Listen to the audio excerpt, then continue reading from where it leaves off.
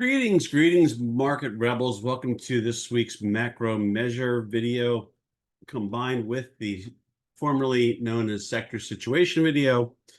It is Friday, November 7th, 2025. It's about 3 p.m., a little bit after 3 p.m., I think, here on the East Coast. I'm Wayne. Here's our trusty market rebellion disclaimer. Here is our trusty market rebellion intellectual property rights notice. Going to flash a few things here. This is what we called the case a few weeks back. Not last week, I think, but the week before, trying to make the case for why the market should start to power up into the end of the year. Once we got past the concerning times in October and early November. So we're kind of getting through those right now. And not that you're completely out of that window, but the window is nearly closed on what the kind of scary stuff that you'd normally see. And so typically we'd expect the end of the year to take over, and we came up with all these different little points. So just that's why that's there, is just as a reminder. Then we flipped, I'm sorry, that same week, which was 2 weeks ago, we went with the title of All Systems Go with a question mark, because it looked like it was all systems go in terms of mainly the mega caps. And then the market really did have a strong week that week, led by the mega caps mainly. And I believe that's when we powered to the new all-time high. However, we started seeing other factors creep in. And so we flipped around with the title of All, instead of Systems Go, All Not So Fast, because we had various things that cropped up. So just trying to bring everyone to where we are at this point, if you haven't been able to keep track. But anyway, some of the things that may have been worthy of our time last week, I highlighted in black this time, because I saw myself getting carried away with that purple pink color. And so I thought it'd be easier to do it this way. Anyway, these are just some of them. I don't want to belabor all this type of stuff. Let me see to make sure. Yeah, so we talked about a lot of this stuff. And we talked about how sectors and breadth were not pretty. The FOMC shifted. These are the important things. We said we saw distribution. We said we couldn't rule out back and fill after the big, powerful move that we saw in the megas that took the market to the new all-time high. We also said we'd go to DEFCON 2, which essentially means that you map out, this really isn't that formal, but in my mind, it means you map out what you plan to do if things start to take an ominous turn. Some of those would include put butterflies, downside put butterflies, I should say, maybe some long VIX call spreads like I had, and you could do many other types of option strategies, of course, including simple things like sell credit spreads on the call side, or just buy put spreads on the debit side, and so on and so forth. So we think the case from last week we think that really only major news developments could undermine that case. That's what we hinted at last week, but we have seen a little bit of that they really haven't become major news developments, but there's some concerning things that cropped up. The closing thoughts were, right, just complacency consensus, because that seemed like it was in place. Just be nimble, let things sort out further, be ready to go. And that was really it. So that brings us to this week.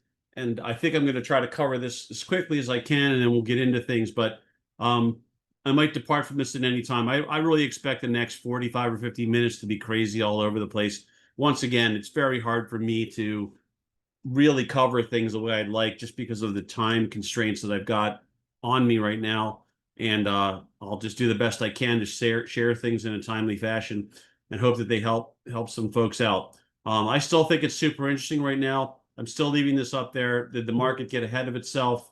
The reason for that is because it spent so much like supposedly great news, right, moving up. Now some of these things are being called into question, various things which we'll see when we do the tabs check. Once again, you have to still ask, is there more risk than meets the eye? According to some things I'll show, the so-called Hindenburg omen has now cropped up 5 times in short order. There's still super high concentrations, which I'll try to show with some of the tabs, and then we'll get back into that. So we noted last week with super high concentration change of pattern. In other words, that the market was just being pulled up by just so few contributors, and it was mainly the megas, and so many other things were not working. We also noticed a change in pattern that they did not really put a great finish to the week together the way they had been, which was normally starting second half of Thursday, lasting all the way through to Monday, all the way through the session. So that didn't really happen. We noted that according to some, which we'll see in tabs, again, that's why I'm leaving it here, that you still have some players, these long side active managers are more than 100% long, which means, of course, they're using leverage, and then they're at their highest exposure we've seen in some time. And we've seen various forms of distribution in the markets now for a while, meaning not only have we seen several sessions that preceded this kind of ugliness that we saw a little bit this week, but we've seen some rough stuff develop that way, and really across time in the form of less and less sector participation in the rally, and also from a market breadth perspective, that's also just generally deteriorated. Let's see. So this I meant to get rid of. I thought I did, so I must have made a mistake on that. So forget about that. Unless I'm on the wrong slide. Did I get the red? No, wait. Yeah, that's right. That's right. This is the right slide. So I'm wondering, I thought I got rid of that. Anyway, so what happened today was that we dropped to levels that we identified before, and I'll jump down to here. I decided it was a Friday. I didn't see news. There's some things in here. I did not see news that suggested to me that all hell was likely to break loose. Now, this is a tough call because you don't always know until the market's really getting routed exactly what's going on. Wall Street, of course, knows, but if you're sitting there in your home office trading or whatever, you may not always find out, especially when they do. And there may be a little lag there. Just saying. Anyway, I just said, you know what, I'm going to we got down to support, and without that news accompaniment, again, absent material news, that's when it looks like I had a snafu. That's something happened on my cut and paste or something, or a return I did. So this is a little messed up, but I'm so pressed for time, I probably didn't notice it. But the material news wasn't there.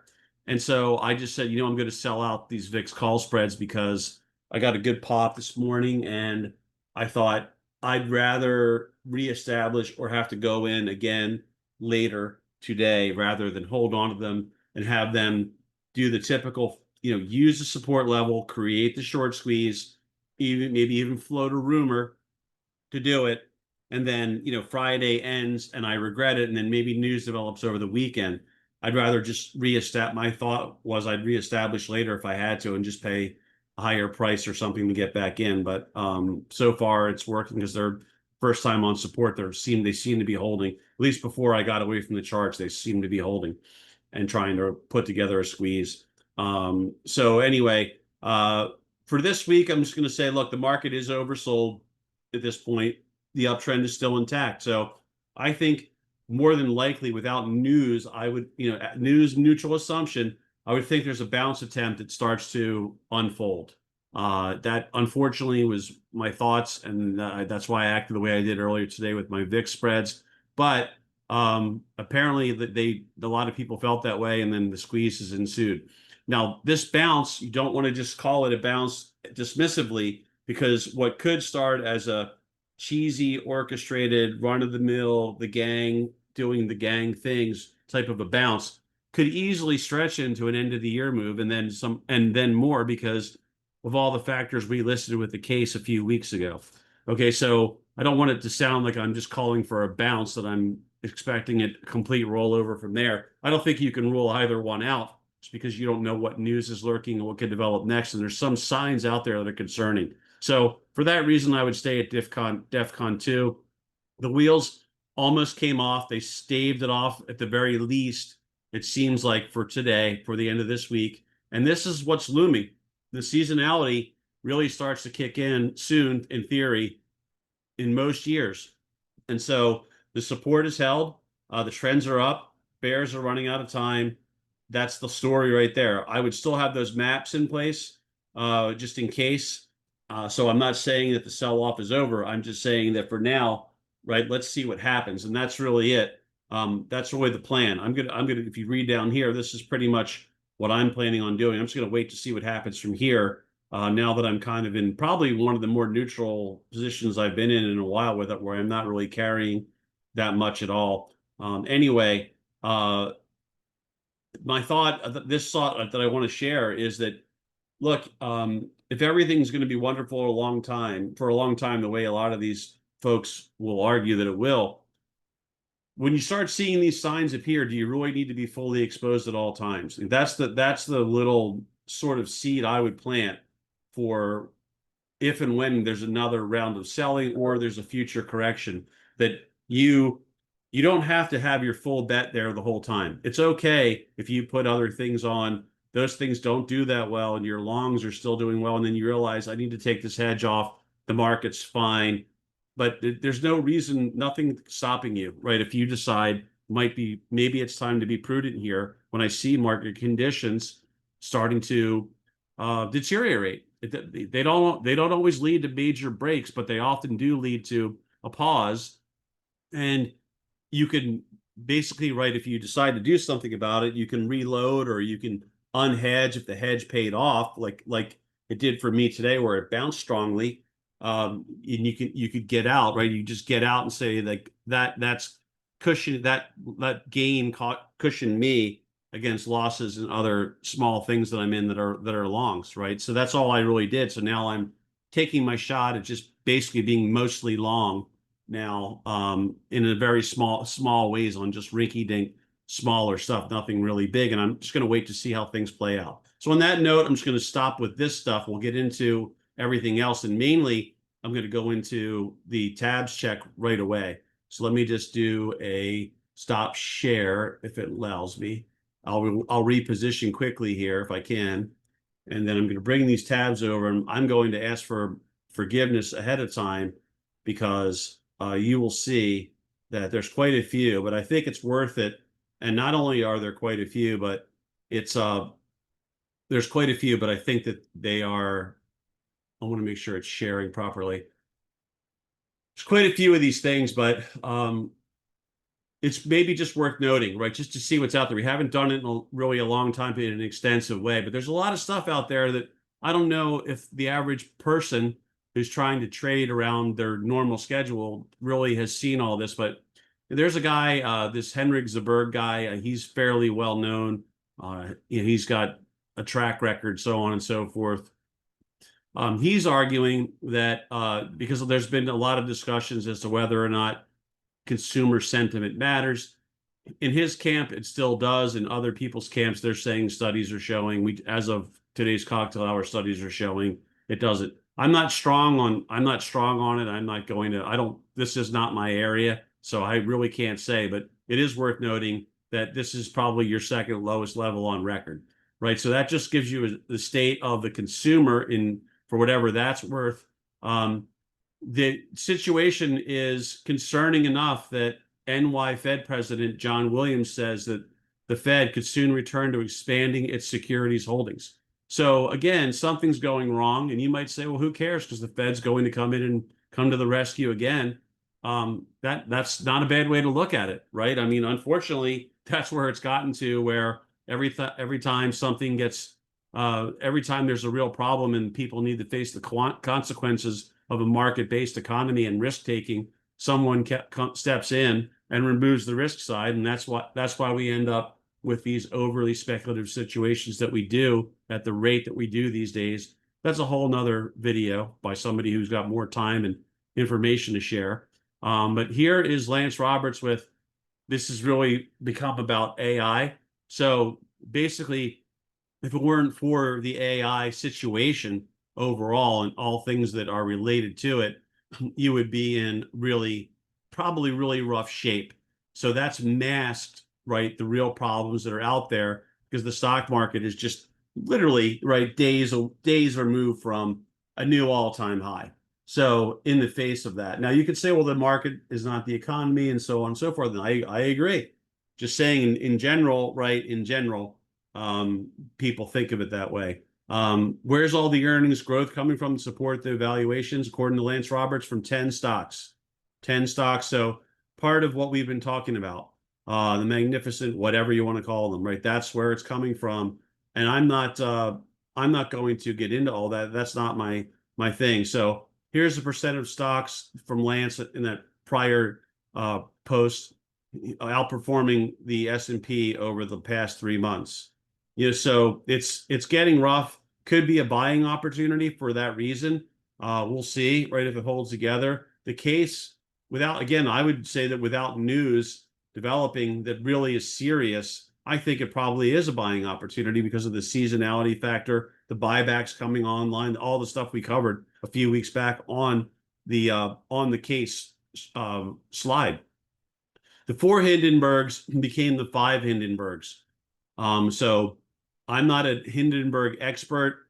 I do know that a lot of people will argue that the Hindenburg omen is not really that valid. It doesn't have a lot of validity to it.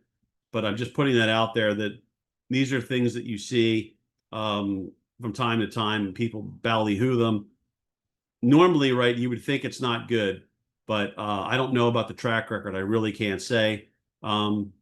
There's off. They're doing a bunch of the off balance sheet, basically financing. All these different things are going on in AI. So people are raising questions about that. There's stress in the money markets. We've talked about that. Ryan's talked about that. So this is maybe why you're hearing from the Fed. Anyway, right, that's really not a good sign. This is where we've seen problems develop before. So this is no joke. It could be something they wrap up and clean up for the long run. Sure, like they've done time and time again now that everything's so dependent upon everything being super rigged. But in the short run, before that happens, it could turn out to be a problem, right? That's the thing. So it could start to break down. Things could start to break down, and you get the domino effect in that situation. So Cantor came out this week and said apparently, right, that NVIDIA is too inexpensive to ignore. So that's, people are looking at that as contrarian, because they're pushing how, again, something that's ran the way that it has, the valuation it has, and they're still calling it inexpensive, which people always think when firms are doing that. Of course, they're using that to get their clients out or get themselves out. This is interesting because there's talk about how, shockingly, right, that AI, some of this AI is going to need a bailout, right? And you're like, for what, right? What's going on? I don't know the particulars on this, but they're saying, David Sachs is saying there will be no bailout. Who knows on that? But I mean, I did see some things about the Altman, I think the guy's name, the Altman guy, right, with his AI, the Open AI or whatever.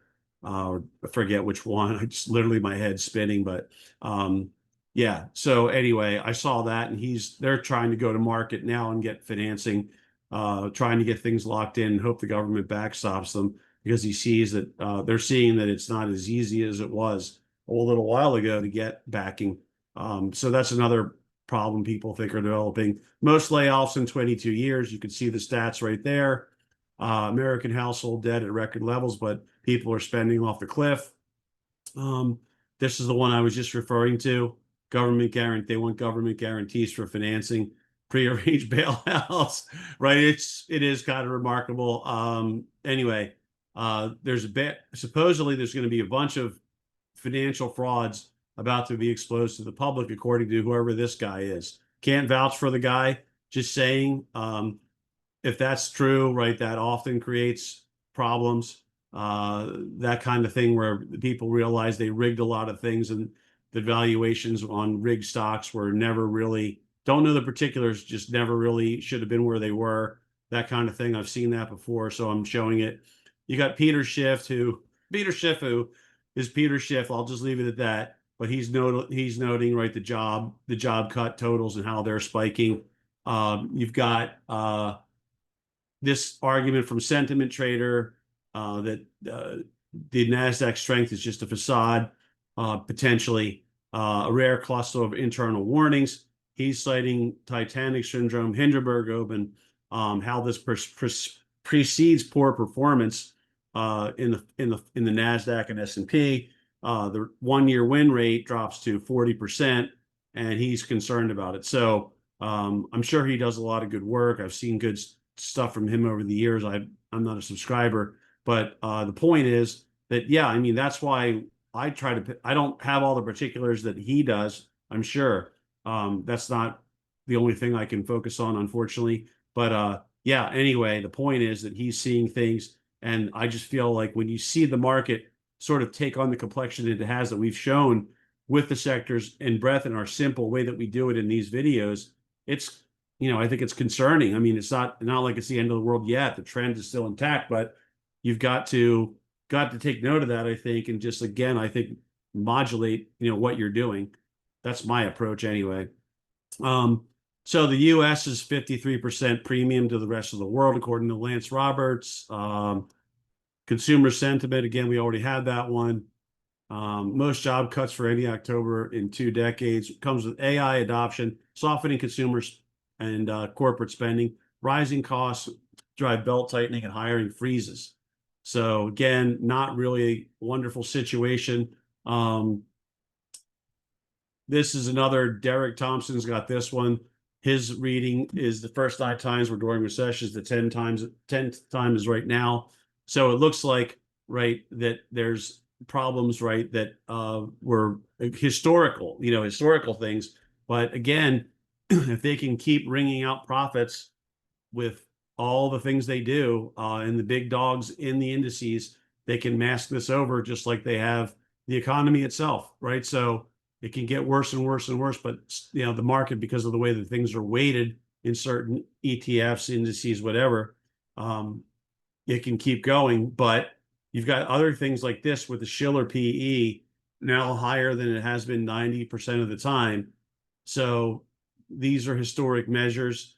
Here's the one I saw. I mentioned before, mentioning this one again from Charlie Bilello about their over 100% exposure with active managers. First time in a while. We've been waiting for these guys to get involved because they were lagging behind, and you could see they really jammed in of late, right? They really went whole hog, as they say. Here's more on student debts student loan defaults, are exploding, as is household debt. This is David Settle. He's got streaks marked as inflection points. This is what we've been talking about for distribution. Once again, I don't have the kind of time and data that these guys work with, so I'm so grateful that they put stuff out. But this is the distribution we've been talking about, and we were getting concerned about, and they've got more to it. Of course, I'm sure it's part of their service, which is fine. Everyone's got to offer what they can. You got to pay for all the research and time people put into things. Anyway, so a 10% correction follows this, right here, S&P versus Investors Intelligence. The last time it happened. This is SoftBank, which has a lot of exposure. This is a recent decline there. So just a reminder that things can happen fast when they do roll over. You've got a ton of bulls, again, on this look from Ed Yardetti, who himself tends to be, I would call him a near perma bull. Not smart guy, did very well. Not a shot at him, but I feel like goes out of his way sometimes to not talk about some things and hype up others. But I guess that's what a lot of people do. Anyway, here's your Magnificent Seven in terms of valuations. There you are. Let's let the graphic speak for itself. Here's what's going on with the CDS at Oracle. There's more to this if you want to read about it. So it's credit default swaps. Apparently, right, this is showing things are maybe not so wonderful, getting risky in the credit default swap land with respect to Oracle. This just was what I've been talking about, how they shrink the share base by buying things back. and it makes the PE look better, of course, right? Because you have fewer shares to spread those earnings over. But that's just gives you the scale of what's been happening and just, at Apple. It's extraordinary what they've done. And so everything just keeps going and going and going because it's very well managed. If you want to look at it that way. So this is it. 2-to-1 54-year history only occurred one other time on 2021, one day before the index peak. Bear market saw the NASDAQ suffer a decline. So you don't see this often. They're pointing that out, right? I just want to point that out that there's, so what I mean by certain things are happening. You've got long-term performance of stocks versus housing. Note, right, how since they went with QE, you could say that housing's gone bonkers. You're probably right, but what's gone really bonkers is stocks. And so again, this is not coming from somebody who's a perma bear. I just try to stick and move with the market as a shorter term trader. I'm just noting where we are. This the whole motivation for me to try to do these videos, even as haphazardly as circumstances force me to do, is to just show where we are in certain ways. Here's the way things are these days. This would not seem to portend good things.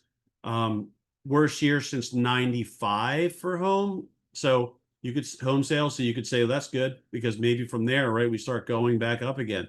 But as it stands right now, I'm not sure what's going to start igniting that. I know that there's people that are shifting around due to political reasons, and that could help that. But overall, I'm not so sure what helps that with rates staying where they are. Some people are speculating that we're going to see a repo crisis all over again. This is showing you that how many people are already dependent in one of the biggest counties in, I believe, California, that you've got, which is obviously the most populous state. You've got 1 in 3 people are dependent right now due to really this economy never getting fully healed since the NAFTA, all that type of stuff that was put into motion way back in the 90s. It's been fairly disastrous trend ever since. Here's the CAPE ratio. You can see where we are in the US. Here's the emerging markets and developed markets. You can see where how extraordinarily high we are. Here's the Buffett indicator here as of the end of October, all-time high. Stresses are in the funding markets, stress in the repo facility. This is Jim Bianco. I'm not going to belabor this. Subprime, another problem cropped up there. People are questioning if the CapEx that we've seen is sustainable. And I guess that's the question, right? Is it sustainable? And so we'll see about that, but a good question maybe to raise. This is from last week, but they also were talking about how the same things we were talking about, but differently. We don't use these symbols, but they're essentially breaking the market down in different ways, saying like, look, you're down to high beta and growth. They were the only things that were working. Auto loans, student debt, consumer sentiment, right? All these things are spiking. Affordability for homes, I think, has gotten a little better, but it's still fairly atrocious. Bank reserves, again, this is probably why we're seeing the Fed chime in. Bank reserves, plunging. Here's another way that we've been looking at things from back. I don't know if I showed this one, but my apologies if I did. I just wanted to note, right, kind of what we were seeing without really going into using the RSP, the spiders and other things masking problems of the small timers, right? Anything that's not part of the mega caps. And then you get this happening here. Now, I don't know the truth on this. There could be really great reasons for this. It could be all the commitments to spend this, that, and the other thing. Could be so many different factors, but things like this are, once it gets that good, it's rare that it's something that's this good. So is that sort of like too much of a good thing? Is this, right, already a good reason for the bounce with the albeit imperfect CNN fear greed. Is this really why we're already in extreme fear? So should we not see a bounce soon as a result, especially since support held and they moved it back above? And the over bullishness of last week that made us more concerned than we had been, as part of that picture we tried to paint, you're back off from there, right? So you're back towards your normal bullish average. Your neutral is a little bit more elevated than is typically the case, and so are bears as well, right? So I'm sorry, this week neutral is down, so you've got neutral compared to normal is down, and you've got more bears. So probably, right, for all, there's more people that have slid out of neutral into bearish overall. So that's the take on all those tabs for now. Let's get into the charts. And the question was, right, are we in phase one, or is it almost over? And that's the question I think we're going to end up on this week is it almost over, or is it just phase one? And I'll try to go into it right now. Let's see if I can get rid of the percentage. And I had another chart that I laid out that I'm going to try to see if it will work with me. Yeah, this is a little bit cleaner. Thinkorswim is just still switching me over to percentage, and I'm sorry about that. I don't know why it does this, but it does. But anyway, so I added a new support line here today and kind of took away all the other ones on this chart so we could see what was going on. So this really is this whole leg up to me, right? You got your this is where things started getting established to me really as a channel. And so we took from this low here to get support possibly coming across there and across to here. See, I did that to see, right, if that would matter. And it does seem like it mattered for now. So this one got obliterated earlier, right? This is a one we've been working with. This got obliterated pretty strongly, right through it. But they stopped it there. And that was, I believe, also close to I want to say the 50-day, was it? Yeah, the 50-day was nearby there in SPY. And so when I noticed, right, where we were, and knowing that they don't often just let things go without a really serious news driver, normally need a really serious news driver to break these support levels on a long-term channel like this. And so I should say, intermediate term to longer term channel like this that's worked for so long. So I didn't see anything, and I said, there could be lurking, but I'm going to say, look, it's a Friday, more than likely the first time down towards support in a key level, especially with the seasonality approaching. I'd rather get out of these spreads, close them down. They had spiked. They didn't let me out.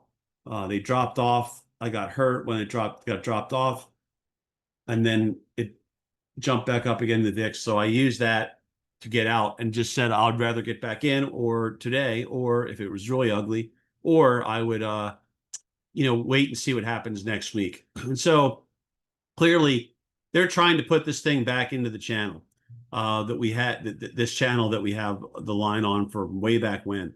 And so that to me is somewhat normal. They always try to defend stuff. You got short-term oversold. And I think, right, to me, I looked at things and I said, things do not look that bad. So I may as well jump into the breadth and sectors now.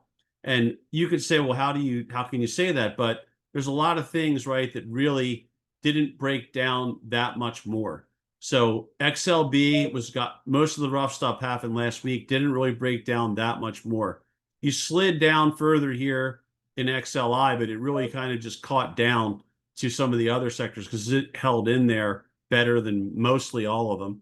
XLU, a slide down and just held, right? Transports held, discretionary held. Staples, they got whacked hard last week. They held. And then the same thing started happening in almost all the other sectors, except for the two leaders. They finally gave way. So people finally got out of there, out of these big name, big momentum stocks, in communications and in tech. And you could see that there probably some of this is rotating. We've had some paper. It hasn't been great yet, but we've had some paper in energy, got some bullish names in there because of what's happening with the charts and the paper. And you can see that maybe there's a little bit of a rotation that's happening there. So if you look at it overall, these finally gave way, but a lot of the other things that already had given way didn't really get that much worse. So I don't think that the sector views are that bad. I mean, if you think about the kind of week we had when we were at the low of today, which happened, midday today, roughly speaking, somewhere around there, you would probably expect this to look a lot worse, but really it didn't. It just that I think it looked okay. A lot of these leaders they're the ones that finally gave way. Okay, so just wanted to put that out there because we do cover this week in, week out. Now let's look at the market breadth, and that should be behind this one, and it is. And I'll try to expand on it on each kind of basic little view that we take. And you can see here's your advanced decline cumulative average, kind of right, not a real rollover this week. And you also have your percentage of stocks above the various SMAs, 50, 100, 200, really not a wipeout. So kind of like, okay, that's hanging in there. Cumulative volume index hanging in there. You got your McClellans, which we got one long-term, one more responsive in the oscillator. That hung in there. It's going to take a little while for the summation index to start to show that, but bottom line is that hung in there.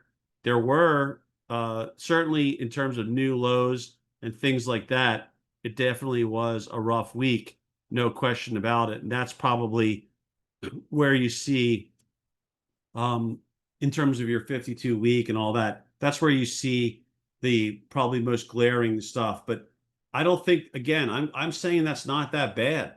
So again, another reason to believe, right, in the absence of news, I think they try to rally would be my, again, news neutral assumption. I think they try to rally from here. The other thing I don't think you can rule out is that there's going to be, if this market does get back in trouble or near a real critical level like we were earlier today, if that should happen again, then they're going to float that stories out there.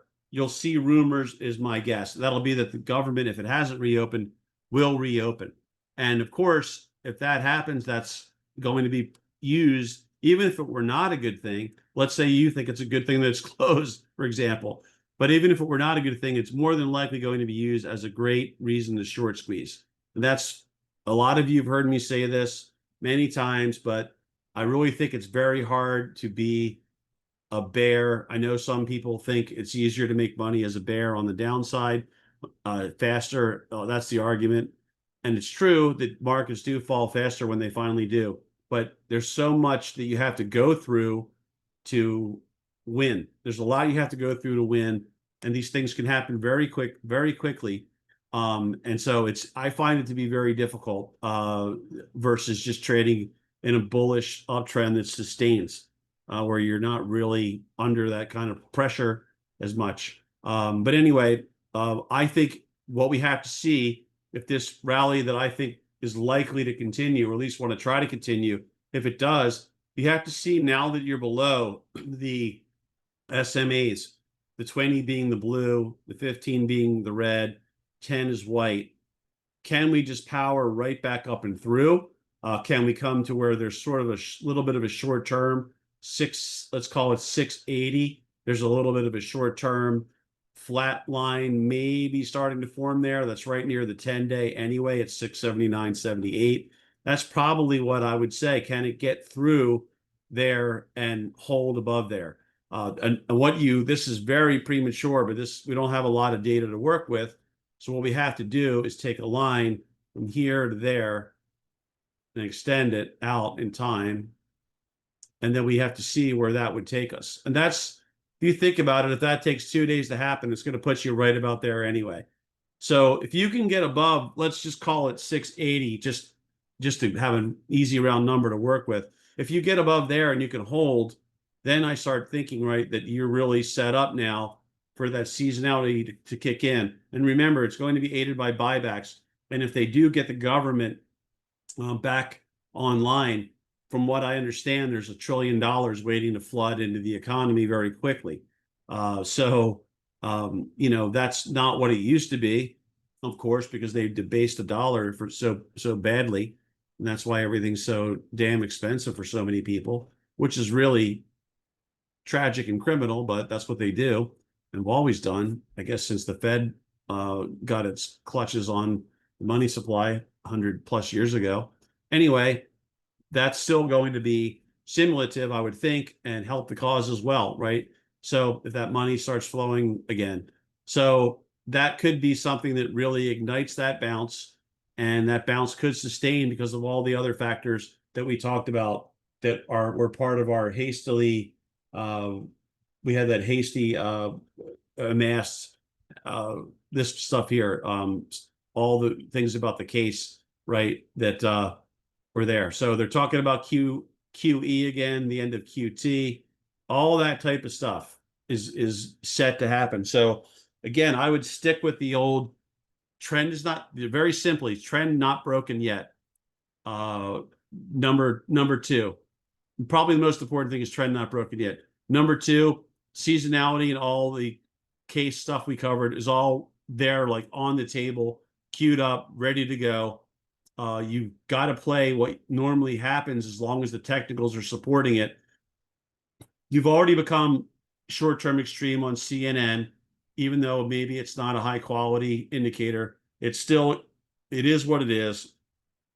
Breadth did not really get worse by that much, nor did the sectors get worse by that much, which is saying to me that there may have been this pre-correction, right? So getting back to our question, is it the phase one or is it almost over, right? And so I'm going to say that I'm leaning slightly towards it's almost over because of the case, and this, which includes the seasonality, and all that type of stuff.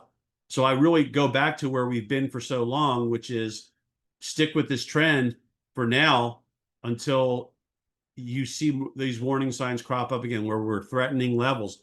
If this turns out to be a one-hit wonder on a Friday, just to save people's bacon on an expiration and they let it go, it's a different story, right? But you just don't know exactly what's driving what. You really don't.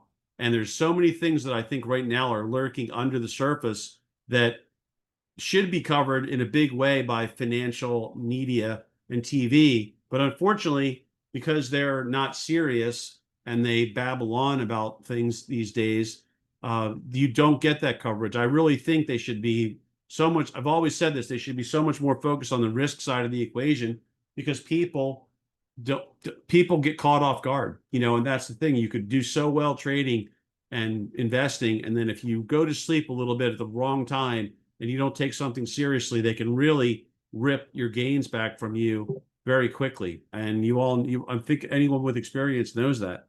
So anyway, I'm going to say that we're still in the channel. I'm going to hang in there for now. I'll put the line back up on the other side of the channel for us. And I'm just going to say that I think there's good reasons that people are questioning some of this stuff that's going on in various places, and so on and so forth. And the AI hype may not pan out the way that everyone is convinced that it will. I've seen that kind of group think become dangerous, and then something happens that just prevents that from happening, and then things reverse and it's ugly. I'm not even predicting that. I'm not even saying buying it. I'm just saying that people are making arguments. You should probably look into it. I don't know enough about it. I don't have the time to dig into that kind of stuff as deeply as there's a million things I wish I had time for, and that's one of them, but I don't. So you got to stick with this for now. You didn't really get big time oversold yet, but you did become short-term oversold. It depends on what you want to look at, because some things earlier today that are not 5-minute time frames did get oversold. So I think you are due for a bounce. And naturally, right, this isn't going to look much different in the other ones, right? In the other major index ETFs that we typically look at. So I'll just drop a line on here. It's going to be very easy for the Dow. It's going to be the same thing. I think if you see where the resistance is, it's the 10-day once again, jumping to the Dow. So you get back above, right? You get back above the let's call it 474 level, and you're starting to get there, maybe 475. So not very far at all, right? 1% away, and the bulls are that. I think the bulls to be that quick back in control if they can hold above, let's call it rounded off to 475. Get back above 475, and you have to say that they're back in control. You got the shakeout before the end of the year rally. You got a nice pullback from short-term overbought and really sketchily developed action that we saw on the way up. So I'm going to go with that for now. The Qs, and again, if you notice what I'm doing on this in this video or whatever, it's not anything fancy at all. It's just really using what we know, using basic techniques, and just saying, let's not, let's give one thing benefit of the doubt, which is the trend. That's going to be, in the end, right? You've got to have a really good reason to think, especially an uptrend. You've got to have a really good reason to think that an uptrend is going to fall apart and fight against it in a big way. And I've seen a lot of people make great arguments and be right about them. And I did it myself early on in my career, make arguments that were, I think, relatively well-founded. And you were right, and you were right to call out the BS and all that. You just can't put that position on too soon, or you'll get mauled. They'll eat you alive, right? That's why the timing, it's all about the timing. So you could, even if you're a bear, you don't believe any of this, you think a lot of it's overhyped, excuse me, you think a correction is coming, you think the economy is going to seep into the stock market. In other words, what the readings we're seeing these days, you may be right, but again, if your timing's off, they can really clobber you. And you could also miss out if you're unwilling to trade with the trend, and it extends a lot longer than you expect, which happens a lot to a lot of people, very bright people as well, very committed people. It's not like it's just people that are lazy or something like that. Anyway, here's your Qs. They were sort of like the last to go in a way. And so they are having a nice candle develop here in terms of maybe developing the reversal, at least try to trade up and through. I'm going to say, right, that this level here, that they really need to start getting through so you feel better. I'm just going to put that at 625, right? I think you got to get back through there, which again is your SMAs, your 10-day. You get back above there the way it stands now, that's going to go. Now you'd say, well, wow, that's going to take quite a move, right? That's going to take more than 2%, but you all know how this thing can move. There are a couple big contracts where the government says something about some AI stocks, or the big mega caps in some way, or Nvidia or whatever, and that could lead a charge that ignites a lot of other things, and it'll get right back up there. But these are all the levels that I would, these are the levels I would work with. And I think getting back above that 10-day is the ultimate prize in the short term. There's sort of a little bit of a flat line being hinted at there for maybe for the future, but I think you're also going to be back above this channel line here, which is sort of like the mid-channel line partially. And if that's the case, like another good sign. So 620 to 625 is really what you want to get to. And we'll see. We'll see if it can muster that. I think that getting through the 20, it seems like it's a lot harder really to break the 20 than it is to shred right through it on the way back up on a bounce. So I wouldn't worry. So I'm not saying it won't provide any resistance. It probably will. It's just that I wouldn't expect that to be a super stopping point unless there's news developing or something along those lines that prevents it from doing so. I think they can get past there and try to get back up towards 620 this upcoming week. We'll see about that though.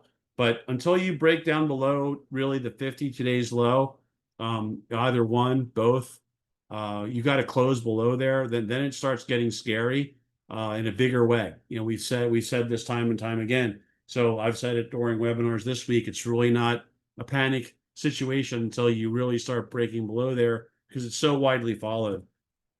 IWM, a great disappointment here.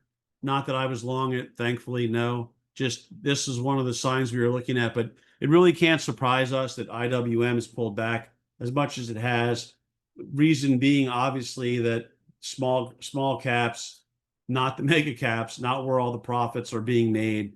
We see what's going on Main Street. It's not pretty, and all these things are all these consumer sentiment, job situations. It's all in the tank. It's not good.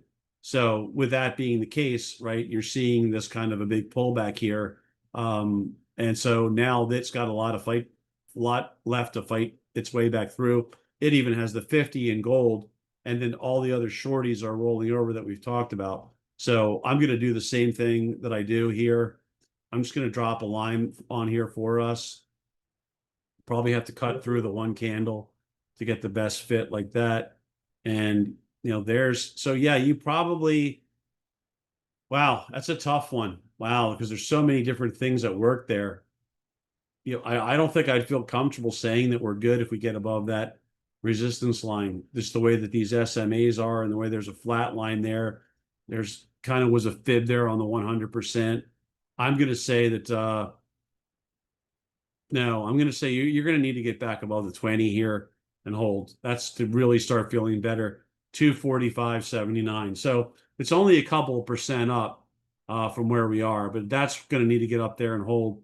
I'd be willing to trade it long there and feel more comfortable. I mean, I'd still trade it here if you think the bounce is really developing so it's not, I'm not afraid of trading that way. I just mean to get it on better technical footing, I'd really want to see it get above that 20 right now. And I think that is at 245.79. You start getting back above there, then you kind of start feeling like, okay, we closed back above all the SMAs, gave us a little scare there right in front of what's probably the year-end rally window approaching, right? That's probably almost like textbook stuff that you'd want to see.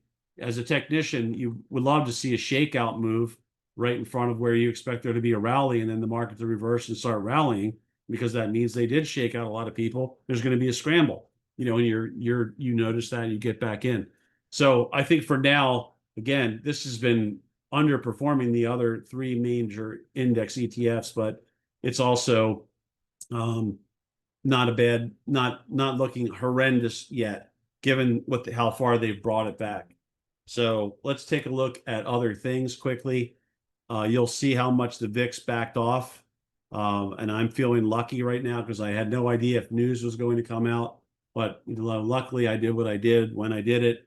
And I'd rather, like I said, I'd rather reload. So I think for people I can maybe be helpful to you if you're a person that doesn't like to make adjustments.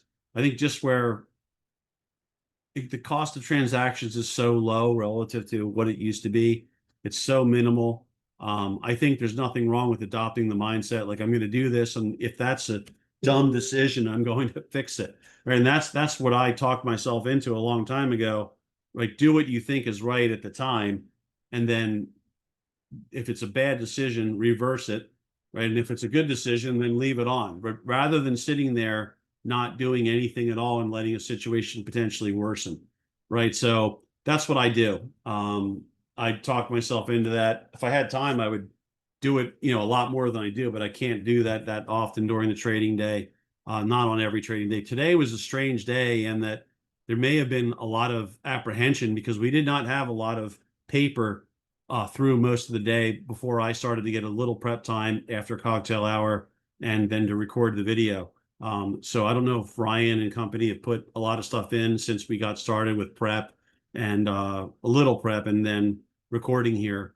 But overall, it was kind of a light paper day for the kind of movement we saw in the market. Very almost like people were like, "Uh-oh, I don't know if I want to do anything." But even the bears didn't come out either. Maybe that explains why we rallied, because bears are so they feel probably so bitten by this market, snake bitten by every that they're not taking the bait as much as they have in days gone by when there's been downside activity. But clearly, someone stepped in here. It could have been expiration related. I don't know what the gamma exposure situation was, or how it developed today. So on and so forth. But let me just touch on a few other things. What I wanted to hit on and didn't get a chance to really was the dollar and BTC. Like I said earlier, the dollar is, you can see that sort of intermediate, short-term intermediate trend is starting to really improve. We talked about this, I believe, but it hit a little bit of a high point, right? Made a new high, and now it's in pullback mode. So again, I think this might be helpful. Usually there's inverse relationships between the dollar and stocks, right? And then you also see with BTC, this could be a major flush out. Again, I'm not an expert in either one of these things. I'm just talking about the basic technicals here. So you get these 4 sessions right now spent below the purple 200. You have a few dips that went below the 100,000 mark. I think all 4 sessions well, I take that back. I thought this one was like that too. Nope, barely missed it. But the other 3 sessions this week that are down near there, I think they all dip below 100. And so that could definitely be, right, round number flush out. I mean, it doesn't get much more big and obvious than 100,000 these days for BTC, where it is and where it's been. And you have the 200 SMA flush out as well. So there's possibly a lot of flush out. And so if this starts to go back up again, right, that would be a good sign. If the dollar's dropping, Bitcoin's rising, that usually means risk on. And if that's risk on, that bodes well for the case and the so-called end of year seasonality and the relief rally into maybe more bounce into whatever the case may be. So you've got that going on. I'm just going to touch on a few more things and then we're going to wrap up here. Again, doing the best I can under the circumstances just to get something of value into folks' hands. You got the SLV. You could see that sharp pullback. Now you're correcting, right? Don't know yet. We just don't know what's going on here. Is there going to be this initial sell-off, excuse me, and then we sideways, the trend resumes, or we sideways and there's more to the sell-off? Just don't know yet. Paper's been probably more balanced than it has been in a long time. So in other words, on the way up, and for the longest time, we saw buying, mainly in precious metals, the ETFs, etc., on the call side, and very little put side activity. Of late, it's been a lot more balanced. It hasn't even been that frequent, but the frequency dropped off, but there's been balance. So, but GLD and SLV are in the similar boats technically right now. So we just got to wait and see. So I think some people were asking about that. If you want to get excited about GLD, you may as well just use the 20-day. You can start getting above that 20-day there. That's at 375.51. Get back above there and hold. Then maybe you look like you're doing trend resumption. As far as like breaking down, these lows here are the breakdown. Probably by the time it would happen, you're going to be near the 50 will probably be working its way up. So let's just put a number on that, a round number, call it 360. So 360 is probably your breakdown level there. Because I know people are trading these SLV. It's going to be very similar, obviously, right? You may as well use this level here. I mean, unfortunately, the 50 is going to be right below there. 42.40. The 50 is right now at 42. Just call it 42. If you get a real breakdown below 42, you're probably looking at more downside. Once again, the 20 at 40, call it rounded off at 45. You get to 45 on SLV, you're probably, and hold, you're probably going to try to make that move higher, right? They're probably going to try to work that thing back up. But the jury's still out. I mean, there's no reason. I think I said I got out of a lot of stuff early. Not too early, but early. I can't complain. I'm still holding, as many of you know, some small things, and I hold physical in both gold and silver. And anyway, uh, the this is I feel no need right now to do anything. I needed to start showing me something again because I do think there's a possibility for a bigger pullback. This thing really had an amazing run for it. A lot of the I think it became a lot more higher profile.